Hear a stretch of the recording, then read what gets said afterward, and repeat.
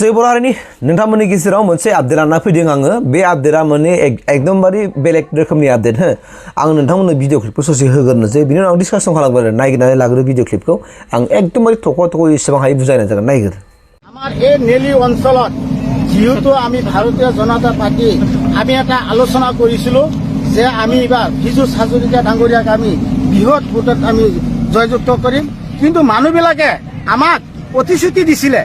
যে আমি এবাৰ বিজেপিক ভোট দিম কিন্তু এটা মিটিঙত প্ৰায় 500-600 মানুহ হৈছিলে আৰু প্ৰত্যেকটা প্ৰায় 14টা মিটিং কৰিছিলো আমি আমাৰ যিখিনি মানুহ আছিল মই লৈ পেলাই সেইখিনি কৰি পেলাই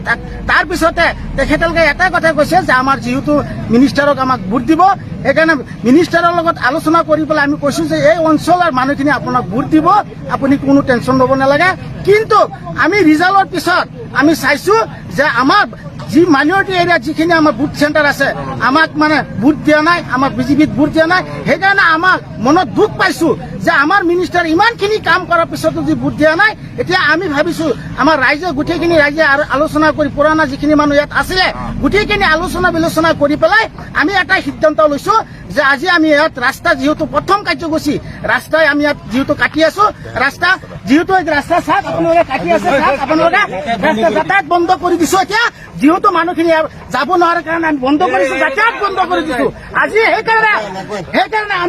আমি এনেকা কৰিম আৰু আমাৰ যেহেতু ইয়াত বহুত ৰেচন কাৰ্ড আছে আমাৰ মুছলিম মানুহৰ সব ৰেচন কাৰ্ড কাটি দিম এটা ৰেচন কাৰ্ড নাৰাখো আৰু যিবিলাক অৰুণোদয় আঁচনি পাইছে যিবিলাক ঘৰ পাইছে সব কাটি দিম একদম আমি সরকারে কি একশন লব আমি এটা রাইজে একশন লব কাৰণে আমি প্রস্তুত হইছো আজিৰ পৰা আমি কাম যেহেতু আৰম্ভ হৈছে আৰু আমি যেহেতু 3-4টা ঘৰ ভাঙিম যিখিনি মানুহ ইয়াত বসবাস কৰি আছে ইয়াত ভূটান নহল সেইখিনি মানুহ আমি ইয়াৰ পৰা উচ্ছেদ কৰিম আজি প্ৰতিশ্ৰুতি কৰিছো আৰু আমি একশন আজিৰ পৰা আৰম্ভ কৰিছো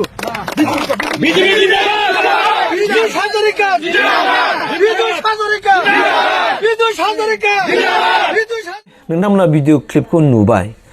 आरो बे जाहैबाय मा बबे कन्स्टिट्युएन्सिनि थांनाय दाखालि एसेम्बलि इलेक्शनाव आसाम एसेम्बलि इलेक्शनाव जे माखासे बे जाहैबाय मा जाय बाथ्रा बुंगासिनो दं बे जाहैबाय सासे माइनरिटि लिडार आरो बे बिजेपिनि दैदेनगिरि आरो बे जाहैबाय मा एसामिस माने मुस्लिम होनना बुङो जायखौ जेरै जों बर' एसामिस नङा होमबा जों आसामाव थानायखाय बे आरो थारमाने बिसोर जाहैबाय बांलादेशि नङा दा बाथ्राया जाहैबाय मा बिथाङा बुंदों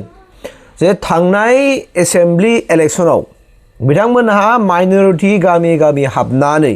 बिथांमोनहा इलेक्शन केम्पेइन खालामदोंमोन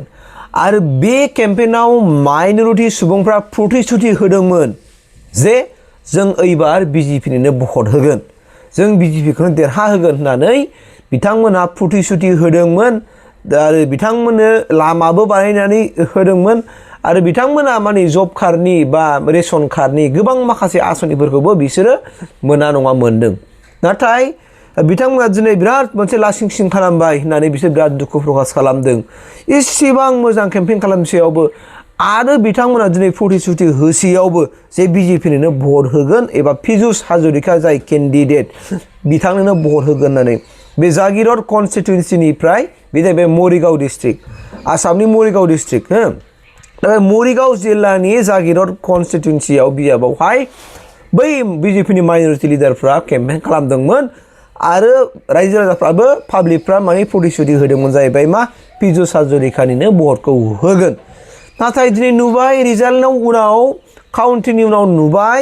जे जायफोर गामिफ्राव जायफोर एरियाफ्राव माइनरिटिफ्रा बुहुद दङ आरो बै माइनरिटि थानाय जायगाफ्राव बिथांमोना भटखौ नुबाय जे बिथांमोननि भटआ बिजेपिआव गोग्लैयाखिसै बिथांमोना सोरनो होखो कंग्रेसनो होबाय एआइइडिएफनो होबाय बा अन्यथा गुबुन दलाव होबाय दा बेखौ नुनानै बिथांमोना बिराद दुखु मोनदों आरो रागा जोंदों दा बिनिखायनो बिथांमोनहा बै जायगायाव थांनानै जिसिपि लानानै लामाखौ जावथेनानै दोनदों बे लामाजों रावबो थाबायनो मोना होननानै मानोना बे गामिया भटखौनो होआखिसै आरो लोगोसे बिसोर होनदों बे गामिखौ इभिक्शन खालामगोन जेरैखि जाया बिथांमोना दा सरकाराव फैबाय नालाय बै मुस्लिम गामिखौ इभिक्शन खालामगोन होननानै बिथांमोना दिनै प्रतिश्रुति होदों आरो बिथांमोननि गामियाव जेसेबांनाखि रेशन कार्ड मोनदोंमोन बा अन्यथा गुबुन जेनाखि सरकारनिफ्राय माखासे आसनिफोर सुजुग सुबिदाफोर मोनदोंमोन बै आसनिफोरखौबो बै रेशन कार्ड बा बायदिसिना आसनिफोरखौबो दाननानै होनायनि खोथाखौ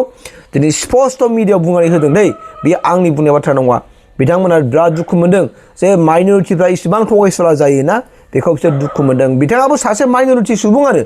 नाथाय बिथाङा माइनरिटिब्लाबो आसामनि जेनुइन थागिबि दा बे हिसाबै बिथांमोना दिनै दुखु मोनदों धिक्कार नांनानै आरो बेनिखायनो बुंदों जे बिथांमोननि ओनसोलाव बिथांमोननि गामिनिफ्राय जेसेबां रेशन कार्ड मोनो बेखौ दाननानै होजोबगोन आरो बिथांमोनाव जि सरकारि सुबिदा दं बेखौ गासिबो होनाय नंला आरो बिथांमोननि लामाखौथ' दा अलरेडि जिसिपिजों बुरथेखाबाय थाबायजायैनि हो ओमफ्राय मा खालामबाय बिसोरखौ इभिक्सन खालामगोन डाइरेक्ट बे खोथाखौ बुंखाबाय आरोखि बिजेपि गभर्नमेन्टआ बिसोरखौ इभिक्सन खालामगोन अब्ला सिन्था खालामनानै रायजो जादोंमोन थारैनो थांनाय जेनोखि इलेक्सन आसाम एसेम्बलि इलेक्सन जादोंमोन बावहाय गोबां एरियायाव गोबां माखासे माइनरिटिफ्रा गेम गेलेदों आरो बिथांमोना नंगौ बिजेपिनोथ' बिसोर फ्राय भटखौनो होखाया जायफोर जेनुइन बासिन्दा बिथांमोना बिजेपिनो होयो दै मुस्लिमफ्राबो माने बिजेपिफोरनो भट होआ नङा होयो जायफोर आसामनि थागिबि मुस्लिम माइनरिटिफोर जायफ्रा आसामनि थै दं बिथांमोनहा माने होयो थारमाने खिन्थु माखासे आदा खावनियाफोर दङथ' बिथांमोनासो ओरै दसे फैबाय सोरबा ओरै सिमा बारनायनिफ्राय थाफैबाय फैनानै ओरै खालामबाय दा बिथांमोनासो बेफोरबायदि आरो बुंनो थाङोब्लाथ' जायफोरनाखि आसामनि थागिबि नङा मुस्लिमफोर स' बिथांमोनासो बा माइनरिटि भाइफोर बिथांमोनासो आसामनि थागिबि नङै मानसिफ्रानो दिनै गाज्रि खामानिफोरखौ मावो सोरखौबा लांखारनाय सोरखौबा बुथारनाय सोरखौबा गुन्दा दाखामित खालामनाय बिथांमोनानो खालामो दा बिनिखायनो बिथांमोना दिनै धिक्कार नांदों आरो इसिबां दिनै रागाखौ कन्ट्रल खालामनो हायैनि खाथिराव दिनै बै सासे माइनरिटि लिडारा इसिबां गाज्रि थगायजानायनि खाथिराव धिक्कार नांनानै बेनिखायनो बिथाङा दिनै बुंदों जे जायखिजाया राहायै बे लामाखौ दानगोन आरो बिथांमोननि सरकारि जायफोर आसनिफोर मोनो रेशन कार्ड बा बायदि हेनटेन बेखौ गासिखौबो दानजोबगोन बेखौ दिनै स्पस्ट बुंखाबाय आरो बिसोरखौ इभिक्सन खालामगोन होननानै दा बिनिखायनो बिराद मोनसे गिदिर आपडेट बेयो जोंनि आसामनि गेजेरनिफ्राय आरो बेथ' नंखागौ दिनै मामाया जेखौ खोथा होदों बेखौ मावो बिथाङा जेरैबायदि होदों 4 लाख 5 लाख जेरैबायदि हाखौ दिनै उद्धार खालामगोन माइनरिटिफोरनिफ्राय मियाफोरनिफ्राय बिथाङा स्पस्ट बुंखादों आं जेसेबांसिन आसामनि चिफ मिनिस्टार जागोन अब्ला मियाया सान्थि गैया होननानै बि स्पस्ट बुंखादों आं जेसेबांनाखि आसामनि चिफ मिनिस्टार जाबाय थागोन मियाया खुनु सान्थि गैया जोंनि आसामाव आरो बिथांमोनखौ आङो सान्थि थानो होआ होननानै स्पस्ट बुंदों आरो बेफोरबायदि लिडार बेफोरबायदि चिफ मिनिस्टार मोननांगौआ थान दा थिग बेबायदियैनो दिनै वेस्ट बेंगलावबो बे थासारिया सोमजिगासिनो दङ दिनै वेस्ट बेंगलावबो माखासे माइनरिटि सुबुंफ्रा बा मिया सुबुंफ्रा जायफोरनाखि बांलादेशनिफ्राय फैदोंमोन स' बिथांमोना दिनै नागार थांगासिनो दङ आरो निस्सय न' दाउट जोंनि आसामावबो जायफोर बिथांमोना जेनुइन माने मुस्लिमफोर बिथांमोनाथ' गिनांगौ गैया जेबो प्रब्लेम गैया बिथांमोना थानो हागोन खिन्थु जायफोरनाखि आसामनि थागिबि नङा मैया दाखालि समफोर फैखुमानानै माबा मोनसे जोंनि गेजेराव थाफैनानै खामानि मावफैदों बा आधार कार्ड बानायनानै सेस्था खालामदों बा पेन कार्ड बानायनानै सेस्था खालामदों बा बानायना लादों सोरनिबा बिफा सोरनिबा सोरखौबा बिमा खालामनानै बेफोरबायदि खालामदों दा बेफोरबायदि माखासे मानसिफ्रा थानो हानाय नङा ओंखायनो आंथ' मोजांसो मोनदों जाय दिनै दैदेनगिरिया बै मरिगाव डिस्ट्रिक्टनि जागिरद समस्तिनिफ्राय जाय पिजुस हाजरिका बिथांमोना देरहाना थांनाया देरहादों थेवब्लाबो देरहानो मालाय माथो जानो खिन्थु भटखौनो मोनाखैबा बिसोरनिफ्राय दा बेखौ बिसोर धिक्कार नांदों आरोखि इसेबां खोथा होबाय प्रतिश्रुति होबाय आरो बिथांमोननि गामियाव थांनानै जेन' न' डाउट फैसाबो एसे गारबोदोंमोन खोमा नाथाय फैसा होसेयावबो बिथांमोना भटखौ होआखै दा बेखायनो नोङो धिक्कार नांखागोन ना जेरै नोंथांमोना नुदों दाखालि लकेमपुरनिफ्राय जेनेखि उमाला समस्तिनिफ्राय उमाला मोनसे परिषदनिफ्राय बिथांमोना केन्डिडेट जाहैदोंमोन बिथाङा माने बिथांनि मिटिङाव गोबां मुस्लिमफ्रा ओंखारदोंमोन जाहैबाय लाख मुस्लिमफोर ओंखारदोंमोन आरो बेखौ देरहाहोगोन होननानै खोथा होदोंमोन फैसाबो जादोंमोन फैसाबो होदोंमोन नाथाय बियो दिनै खोमा खेबनानै समाय लादों जे आं एबारनिफ्राय खुनु इलेक्सन गेलेला आरो जाय मानसिफ्रा माने पहर होग्रानै फैसा लादोंमोन बे फैसाखौ घुरायफिननांगौ आंनो होनदों आरो नङाब्ला आं बिसोरखौ जेराव मोनो बेयावनो आङो बिसोरखौ लाजि फोनांगोन होननानै बिथाङा बुंदों मानोना बिराद थाखा जाजादों खिन्थु भट होथायाखै 200 ना संगाल' भट मोनदों जाहैबाय आरोखि दा बिराद साननो गोनां ओंखायनो बेफोरबायदि जोंनि गेजेराव गेमबो जायो नुबायदों पलिटिक्सनि मोनसे गेम जायो जे नोङो सोरबाया थाखा लाबाय ओरैनो थाखाखौ जाबाय भटखौ होला दा बेफोरबायदि बिराद गिदिर मोनसे जिउआव फार्स्ट इलेक्सन गेलेनायावनो बै माने बिजाथियाबो बेबायदि थगायजादों आरोखि दा जेखि जाया रायजो नोंथांमोन आसामाव जायखिजाया राहायै इभिक्सना जानांगौ होस्रांनाय खामानिया जाथारनांगौ जायफोर आसामनि मेन बासिन्दा नङा एबा जायफोर बिटिसिनि बासिन्दा नङा बेखौबो दा गोबां मानसिफ्रा सोंहरदों बिटिसिआव इभिक्सन जागोन ना जाया कुइसना बे जादों नङा होमबा दा बिटिसिआव इभिक्सनखौ लाबोनांगौ आरो लाबोनाङासिनो सोर लागोन जोंनि हारामा सारा लागोन आरो जोंनि